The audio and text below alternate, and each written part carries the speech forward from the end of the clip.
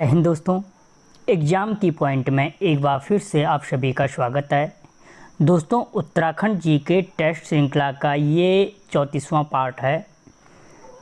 दोस्तों, अगर आपने इससे पहले के पार्ट नहीं देखे तो आप चैनल की प्लेलिस्ट में जा कर के देख सकते हैं।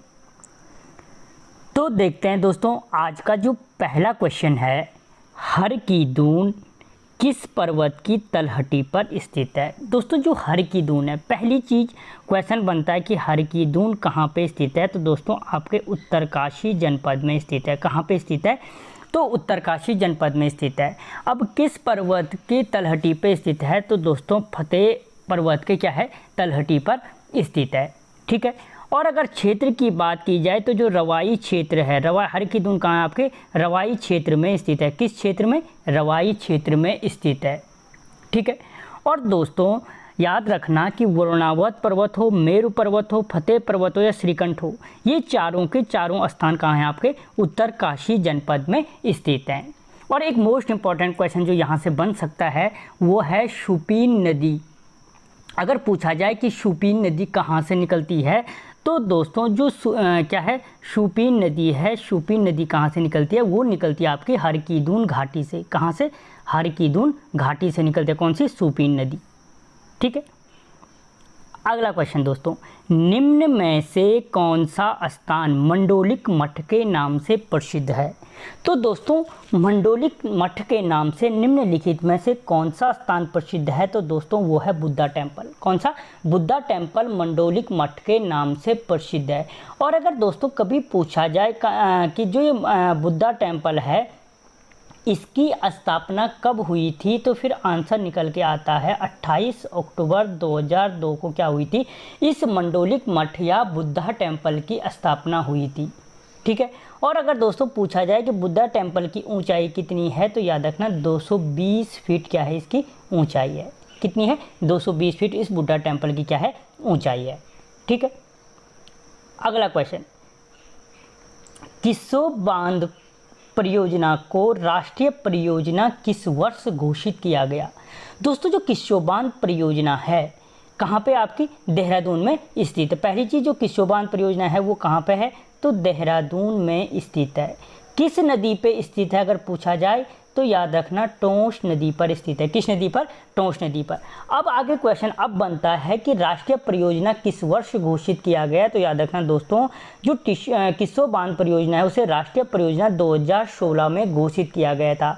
और कितने मेगावाट की परियोजना है अगर पूछा जाए, तो 600 मेगावाट की परियोजना है। कितनी? 600 मेगावाट की परियोजना। कौन सी? किस्सो बांध परियोजना। ओके।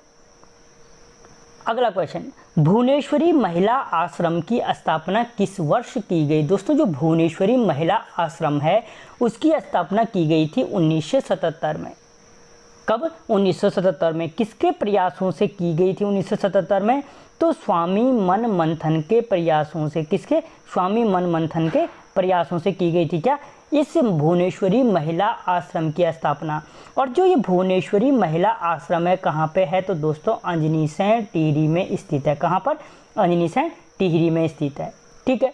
और इसका जो नारा है वो है खुशहाल बच्चा, खुशहाल परिवार और खुशहाल समाज। किसका? भुवनेश्वरी महिला आश्रम, जिसकी स्थापना स्वामी मनमंथन के प्रयासों से 1977 में हुई थी और अंजनीसैंण टिहरी में स्थित है। ठीक है दोस्तों, अगर बढ़िया लग रहा है, क्वेश्चन बढ़िया लग रहे हैं तो चैनल को सब्सक्राइब करें और वीडियो को लाइक जरूर करें। अगला क्वेश्चन, गुजड़ू आंदोलन के प्रणेता हैं। दोस्तों, जो गुजड़ू आंदोलन हुआ था उसके प्रणेता कौन हैं? तो दोस्तों, कौन है? राम प्रसाद नौटियाल जी गुजड़ू आंदोलन के प्रणेता हैं। और दोस्तों, पहली चीज़ क्वेश्चन बनता है कि गुजड़ू आंदोलन कब हुआ था? तो याद रखना 1942 में क्या हुआ था? ये गुजड़ू आंदोलन हुआ था। ठीक है, 1900। जिसके नेता कौन थे, किसकी अगुवाई में हुआ था? तो राम प्रसाद नौटियाल जी की अगुवाई में हुआ था। और अगर पूछा जाए कि गढ़वाल का बारदोली किसे कहा जाता है? क्या? गढ़वाल का बारदोली किसे कहा जाता है? तो गढ़वाल का बारदोली इसी गुजड़ू क्षेत्र को कहा जाता है। तो दोस्तों, आप मुझे कमेंट में ज़रूर बताएं जो तैयारी कर रहा है कि कुमाऊं का बारदोली किसे कहा जाता है। ठीक है। अगला क्वेश्चन, गढ़वाल हितकारिणी सभा की स्थापना किस वर्ष की गई थी? दोस्तों जो गढ़वाल हितकारिणी सभा की स्थापना थी वो की गई थी 1901 में। कब की गई? 1901 में, यानी ऑप्शन बी इसका क्या हो जाएगा? सही हो जाएगा। और अब बात करते हैं गढ़वाल हितकारिणी सभा की स्थापना किसने की थी? तो तारादत्त गैरोला ने की थी। किसने की थी? तारादत्त गैरोला जी के द्वारा क्या की गई थी? इस गढ़वाल हितकारिणी सभा की स्थापना की गई थी। और जो ये तारादत्त गैरोला थे कुमाऊं परिषद के दूसरे अधिवेशन के अध्यक्ष भी थे। जो कुमाऊं परिषद का दूसरा अधिवेशन हुआ था उसके अध्यक्ष भी कौन थे? तारादत्त गैरोला था। कब हुआ था? तो 1918 में हुआ था। और कहाँ हुआ था दूसरा अधिवेशन? तो दोस्तों हल्द्वानी में हुआ था, जो क्या है गोला नदी के तट पर स्थित है। 1918 में हुआ था। ठीक है, अगला क्वेश्चन, स्वराज आश्रम कहाँ स्थित है? दोस्तों जो स्वराज आश्रम है वो स्वराज आश्रम स्थित है आपके नैनीताल जनपद में स्थित है। कहाँ पर? नैनीताल जनपद में। और दोस्तों जो स्वराज आश्रम नैनीताल में स्थित है इसकी स्थापना महात्मा गांधी जी के द्वारा 1929 में की गई थी। कब की गई थी? 1929 में स्वराज आश्रम की स्थापना महात्मा गांधी जी के द्वारा नैनीताल जनपद में की गई थी। अगला क्वेश्चन, वन एवं वन पंचायत प्रशिक्षण अकादमी कहाँ स्थित है? दोस्तों जो वन एवं वन पंचायत प्रशिक्षण अकादमी है वो कहाँ पर स्थित है? तो दोस्तों वो आपके हल्द्वानी में स्थित है, जहाँ पर क्या अभी मैंने थोड़ी देर पहले कुमाऊं परिषद का दूसरा अधिवेशन हुआ था 1918 में हल्द्वानी में, जिसके अध्यक्ष तारादत्त गैरोला थे। वहीं पे क्या है कि वन एवं वन पंचायत प्रशिक्षण अकादमी स्थित है। ठीक है, अगर पूछा जाए कि इसका प्राचीन नाम क्या है तो दोस्तों बमोरी। प्राचीन नाम क्या है? बमोरी इसका क्या है? प्राचीन नाम है। और अगर दोस्तों पूछा जाए कि नाहन पर्वत श्रृंखला, नाहन पर्वत श्रृंखला कहाँ स्थित है तो वो भी आपके क्या है? हल्द्वानी में स्थित है। ठीक है, अगला क्वेश्चन दोस्तों, निम्नलिखित में से कौन सा दर्रा पिथौरागढ़ और तिब्बत के मध्य स्थित नहीं है? याद रखना है नहीं है, इस चीज़ को मोस्ट इंपॉर्टेंट है। क्वेश्चन में आधे से ज़्यादा बच्चे पे एग्जाम में इस चीज़ को मिस्टेक करके आते हैं, घर आके बोलते हैं कि ये गलत हुआ। तो निम्नलिखित में से कौन सा दर्रा है जो पिथौरागढ़ और तिब्बत के मध्य स्थित नहीं है? तो दोस्तों वो दर्रा कौन सा है? वो दर्रा है लाशपा दर्रा। याद रखना, लिपुलेख, गूंजी, नेविधुरा, मनसिया, लम्फिया, जयंती, ये सारे के सारे दर्रे जो हैं वो आपके पिथौरागढ़ प्लस तिब्बत के मध्य स्थित हैं। ठीक है, जबकि जो लाशपा दर्रा है वो क्या है? आपके चंपावत प्लस पिथौरागढ़ के मध्य स्थित है। किसके मध्य? चंपावत और पिथौरागढ़ के मध्य स्थित है।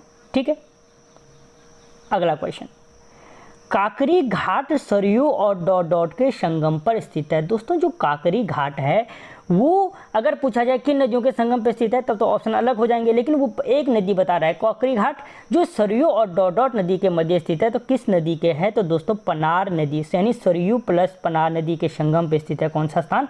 काकरी घाट। ठीक है, और दोस्तों इनमें से जो गोमती नदी है वो कहाँ से निकलती है? बागेश्वर के डेबरा श्रेणी से निकलती है। ठीक है, सरयू शरमूल से निकलती है। अगला क्वेश्चन, स्कंद पुराण में किरातों को कहा गया है। दोस्तों जो स्कंद पुराण है, स्कंद पुराण में किरातों को लिए किस शब्द का प्रयोग किया गया है? तो वो है भील शब्द, यानी ऑप्शन बी। ठीक है, भील शब्द का प्रयोग किया गया है। और अगर दोस्तों यहाँ पे आपसे क्वेश्चन पूछा जाता है कि उत्तराखंड में आने वाला प्रथम प्रजाति समूह कौन था, तो उत्तराखंड में आने वाला जो प्रथम प्रजाति समूह था वो कौन था? कोल। याद रखना, उत्तराखंड में आने वाला प्रथम प्रजाति समूह कौन था? कोल था। ठीक है, और दोस्तों कोल के बाद किसको माना जाता है? भील को माना जाता है। ठीक है, अगला क्वेश्चन, वन पर्व के अनुसार किस ऋषि के साथ पांडव केदारनाथ आए थे? दोस्तों जो महाभारत का वन पर्व है, वन पर्व के अनुसार जो पांडव केदारनाथ आए थे किस ऋषि के साथ आए थे? तो फिर आंसर हो जाएगा लोमस ऋषि के साथ आए थे। किसके साथ आए थे? लोमस ऋषि के साथ यहाँ पर आए थे। वही वन पर्व है जिसमें क्या मिलता है? श्रीनगर, श्रीपुर शब्द का प्रयोग किया गया है, द्विश्रेष्ठ शब्द का प्रयोग किया गया है। ठीक है, अगला क्वेश्चन, आदि बद्री मंदिर की रचना शैली किस राज्य के मंदिर से मिलती है? दोस्तों जो आदि बद्री मंदिर है, जो 5 बद्री है उनमें से जो आदि बद्री है, जो उसके निर्माण शैली है वो किस राज्य के मंदिर से मिलती है? तो दोस्तों वो गुजरात के मंदिर से मिलती है। और अगर पूछा जाए कि गुजरात के किस मंदिर से मिलती है तो फिर हो आंसर निकल के आता है सोलंकी मंदिर से मिलती है। किससे? सोलंकी मंदिर से मिलती है। और दोस्तों आदि बद्री मंदिर है जिसकी बनावट गुजरात के सोलंकी मंदिर से मिलती है। यही एक प्रमाण भी देता है कि जो कनकपाल था, कनक परमार वंश का संस्थापक जो कनकपाल था, वो कनकपाल क्या है कि गुजरात धाम नगरी से आया था। ठीक है, अगला क्वेश्चन, वृत्ताकार रजत मुद्रा का संबंध किस वंश से है? दोस्तों जो वृत्ताकार रजत मुद्रा है उसका संबंध है कुलुत वंश से। किससे? कुलुत वंश से। अब एक चीज याद रखना, यहाँ पे ये वो शब्द याद रखना, क्यों? वृत्ताकार रजत मुद्रा, संबंध कुलुत वंश से। जो इनकी जानकारी मिलती है दोस्तों याद रखना वो वृहत संहिता से मिलती है। किससे? वृहत संहिता से मिलती है। किसकी जानकारी? कुलुत वंश की जानकारी वृहत संहिता, और मुद्रा राक्षस से जानकारी प्राप्त होती है। किसकी? कुलुत वंश की। और जो इनका सबसे प्रतापी राजा था वो प्रतापी राजा भी कौन था? वीर्यस इनका प्रतापी राजा था, यानी वीर्यस प्रतापी राजा। बृहत संहिता से जानकारी, वृत्ताकार रजत मुद्रा इज इक्वल टू, यानी वृत्ताकार रजत मुद्रा प्लस बृहत संहिता प्लस वीर्यस इज इक्वल टू कुलुत वंश। ओके, अगला क्वेश्चन, गढ़वाल वर्णन पुस्तक के लेखक हैं। दोस्तों जो गढ़वाल वर्णन पुस्तक है उसके लेखक कौन हैं? तो हरि कृष्ण रतूड़ी जी क्या हैं? गढ़वाल वर्णन पुस्तक के लेखक हैं। अगला क्वेश्चन, रैमजे के पश्चात कुमाऊं कमिश्नर था। दोस्तों जो रैमजे था, रैमजे के पश्चात कुमाऊं का कमिश्नर कौन बना था? तो फिर आंसर निकल के आता है ऑप्शन ए फिशर, यानी रैमजे के पश्चात जो कुमाऊं कमिश्नर बना वो कौन बना? फिशर बना। और रैमजे वही व्यक्ति है जिसे कुमाऊं का बेताज बादशाह या कुमाऊं का राजा कहा जाता है। ठीक है, और अगर दोस्तों आपसे क्वेश्चन पूछा जाता है कि 1857 की क्रांति के समय कुमाऊं कमिश्नर कौन था, तो फिर आंसर निकल के आता है कि रैमजे क्या था? 1857 की क्रांति के समय कुमाऊं का कमिश्नर था। ओके, अगला क्वेश्चन, कार्तिकेयपुर वंश में व्यक्तियों की निगरानी करने वाला अधिकारी था। दोस्तों जो कार्तिकेयपुर राजवंश था उनमें जो व्यक्तियों की निगरानी करता था वो अधिकारी क्या कहलाता था? तो याद रखना वो वर्मपाल के नाम से जाना जाता था। ठीक है, किसके नाम से? वर्मपाल के नाम से जाना जाता था। जबकि दोस्तों जो प्रांतपाल था, प्रांतपाल का कार्य होता था सीमाओं की सुरक्षा करना, यानी सीमा सुरक्षा से संबंधित अधिकारी अगर पूछा जाए तो फिर प्रांतपाल हो जाएगा, व्यक्तियों की निगरानी करने वाला वर्मपाल हो जाएगा। और अगर दोस्तों इनमें नरपति पूछा जाए तो याद रखना नदी घाटों पर जो कर वसूली करता था कोत्यूरी काल में वो नरपति के नाम से जाना जाता था। किसके नाम से? नरपति के नाम से जाना जाता था। अगला क्वेश्चन, कोऑपरेटिव ड्रग फैक्ट्री का निर्माण किस योजना के तहत किया गया? दोस्तों जो कोऑपरेटिव ड्रग फैक्ट्री का निर्माण किया गया था वो भेषज योजना के तहत किया गया था। और कब किया गया था? तो 1949 में किया गया था। ठीक है दोस्तों, जी कोऑपरेटिव ड्रग फैक्ट्री है ये आपके कहाँ पे है? तो रानीखेत में स्थित है। कहाँ पे है? रानीखेत में। ठीक है, और 1953 हाँ 1953 से इसने यहाँ पे क्या किया था? औषधि निर्माण का कार्य। अगर पूछा जाए कोऑपरेटिव ड्रग फैक्ट्री रानीखेत में औषधि निर्माण कार्य कब से प्रारंभ किया गया? तो याद रखना 1953 से प्रारंभ किया गया था।